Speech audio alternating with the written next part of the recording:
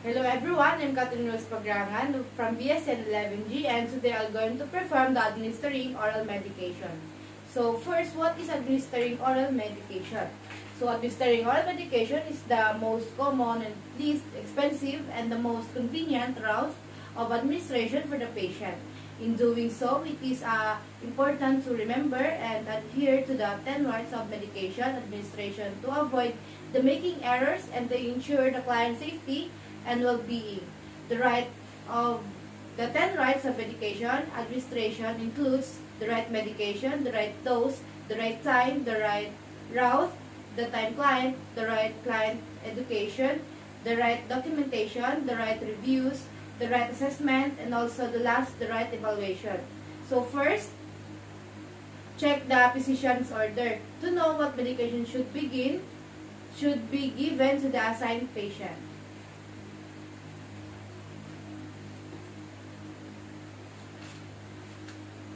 Okay, so next, check the MAR medication, the MAR or the medication administration record with the physician's order for the drug name, dosage, frequency, and the route. To always receive the required training on the use of the medication system for each agency to avoid preventable errors. Next, verify client's ability to take the medication orally. To know if the client can take the medication through oral. Ma'am, can you take the medication through oral? Okay. Next, organize the supplies so that all supply kept clean and complete.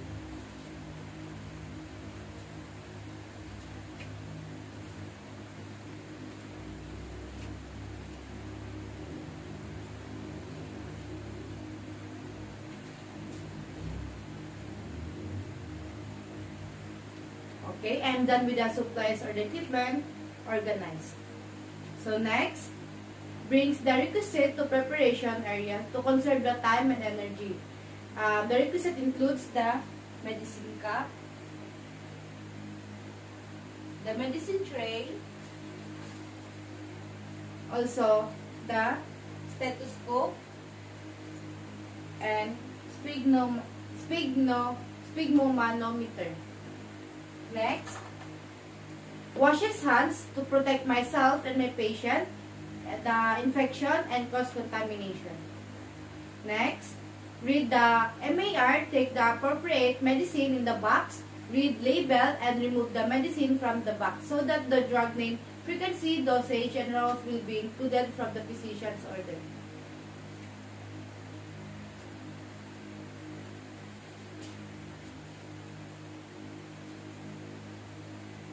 I already removed the box. Okay.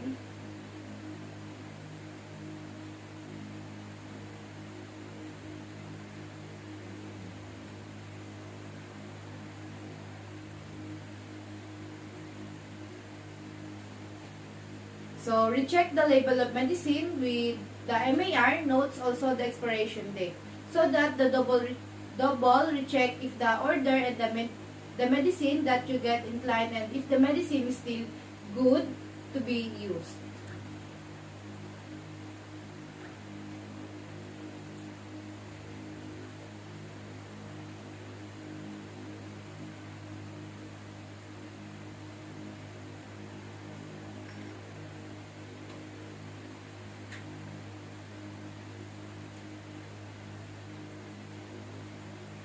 Okay, next.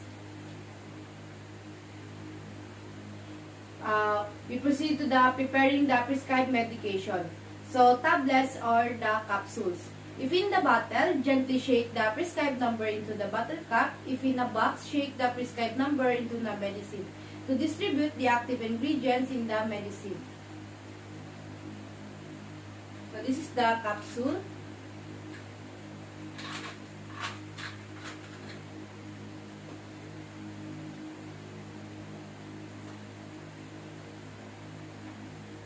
Medicine cup.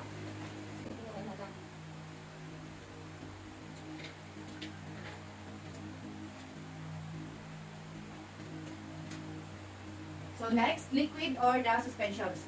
Thoroughly mix the medication so that the active ingredients are evenly distributed throughout it. So first, mix the medication. Next, remove the cup and place it upside down on the countertop, then so that it is ready to be poured and keep the cup clean. Okay.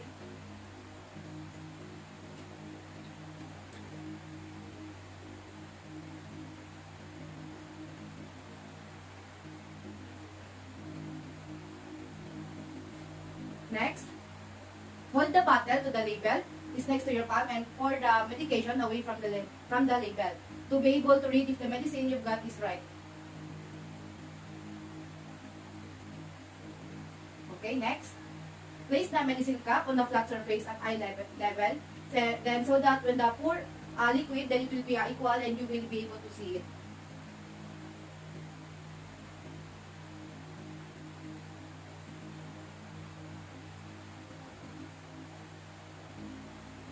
Okay.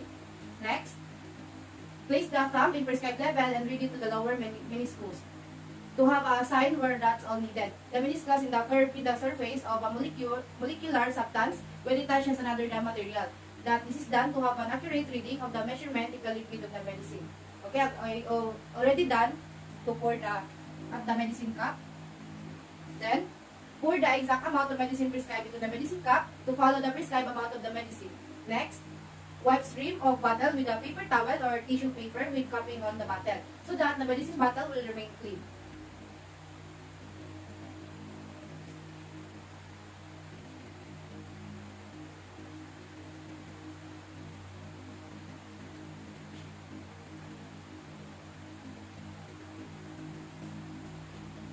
So next, we proceed to the drops. Uses a medicine dropper and draws up the amount needed for us to get some liquid medicine and the amount needed.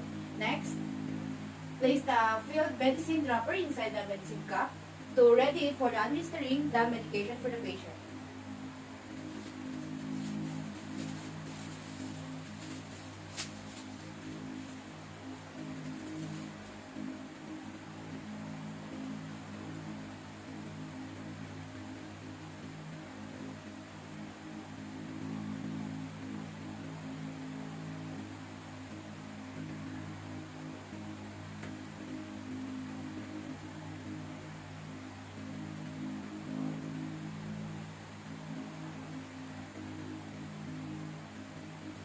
Next, place the prepared medication and mark NMAR together on the medication card to be able to ready for checking the amount needed and administering it.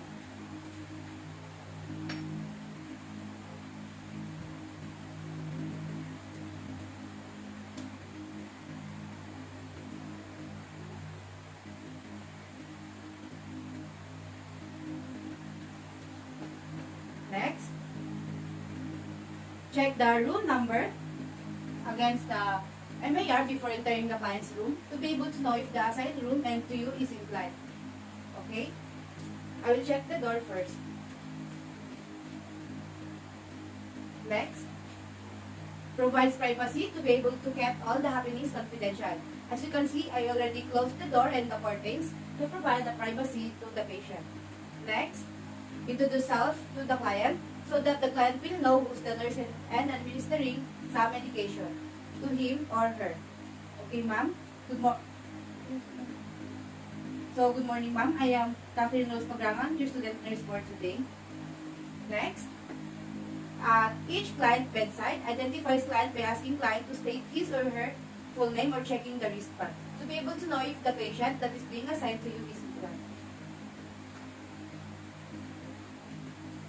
Hi, ma'am. May I see your wristband? Okay, please state your name and your birthday, please. Okay. What would you like me to call you? Okay, Tricia. Thank you.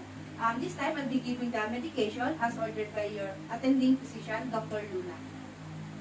Next, ask the client for any allergy so that we'll be able to know if the client has some allergy and assess if he or she is allowed to take those medication. So, Ma'am Tricia, are you aware of any allergy that you might have from a certain medication or drugs?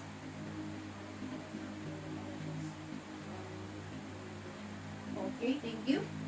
Next, if the medication is highly acidic, or aspirin can be given with a snack such as a crackers if food is not contraindicated to reduce side effects of stomach irritation, including the indigestion, stomach inflammation, or the ulcers. Next, at client bedside, match up the MAR or medication administration record with the names of medication as shown on the other levels and with the client's name to be able to recheck if the medication that you take is right as what in the MAR indicated.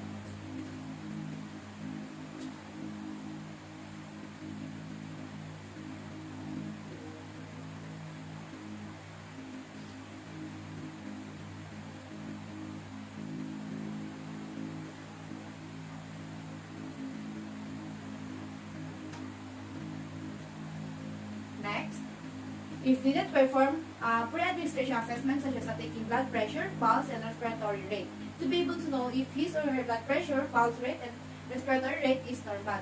Okay, Trisha, so before I give you your medicine, I need to check first your blood pressure, the pulse rate, and the respiration rate, okay?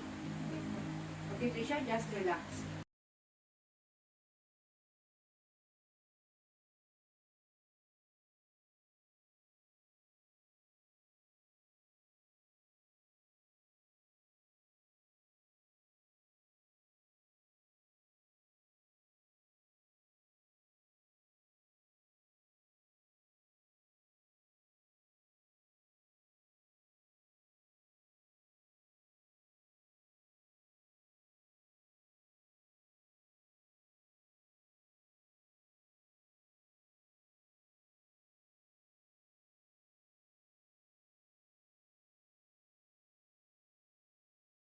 Next,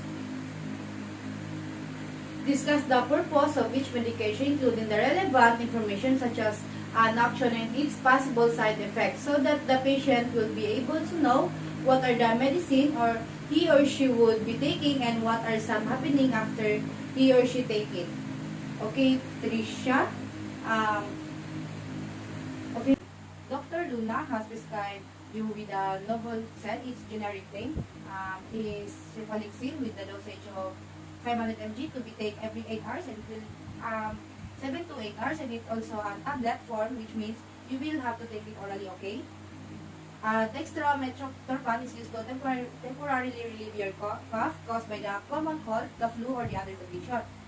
Dr. Luna also prescribed you with antiviral prescription flu medicine such as Tamiflu, which is the oseltamivir, dosage of 3 ml to be taken every 4 hours, and it is a syrup for treating and preventing the flu, okay? Next, assist the client to sit or to side lying position to position the client in an comfortable one while taking his or her prescribed medicine. Okay, Trisha, you are sitting. Please take a seat. Okay.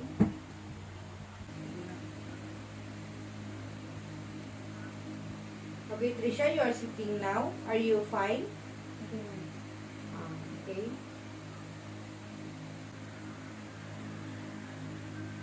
Next, administer the medicine to the client so that the client be able to take it and what the physician prescribed. Next, give the client sufficient water or prefer juice to swallow the medication so that the patient will be able to swallow the medicine, especially the capsules. Okay, ma'am, here your Cefalixil and your water.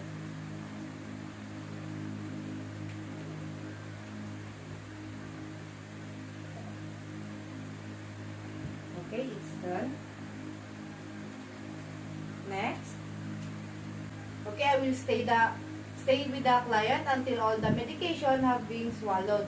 To ensure that all medicine that you administer to him or her, she is swallowed, because that there are some tendencies that when the nurse is already leaving the administered medicine, will be put in the trash by patient.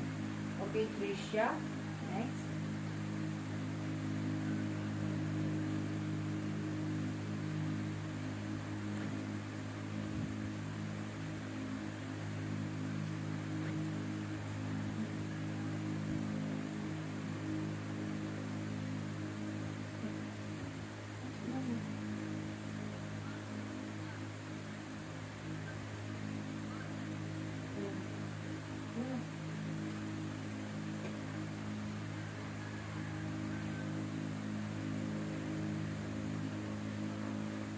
Okay, Trisha, you already swallowed all the medication.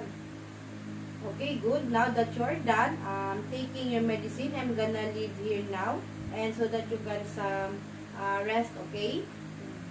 By the way, you need anything, ma'am? No. Okay, so I will come after a few minutes to check if to check up on you, and thank you so much for your cooperation. Okay, thank you. Huh? Okay, next, the last is documenting the following. Now that I am done with the administration of the medication to my patient, I'm going to proceed to the documentation process of the procedure, which I have just done. Medication given, time rough given. To have some record about what medication you gave to your patient, what time you have it, see to him or her, and the route. Next. So I given my patient the 3 types of drug as per doctor or physician's order. The first is an antimicrobial drug with the brand name of Novalexin, generic name of Cefalexin. Next is dextromethorphan, which is used to temporarily relieve cough caused by the common cold or the flu.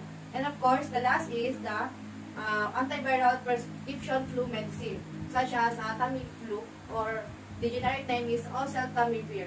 Dosage of 3 ml to be taken every 4 hours, and it is a 0 for treating and preventing the flu. Okay, next, the any complaints or assessment of the client to have the record if the patient has some complaints while administering the medicine.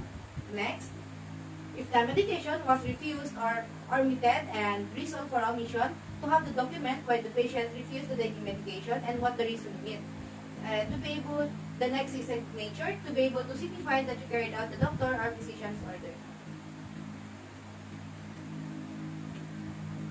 Next, replenish the stocks, medication cups, and return the cart to the appropriate place to keep the stock organized to its assigned place. Next, after care the equipment, soaps, rinse, and dry equipment, use and return to its properly place to keep the equipment clean and to be able to reuse any for any administering of the medication. So I will go to the I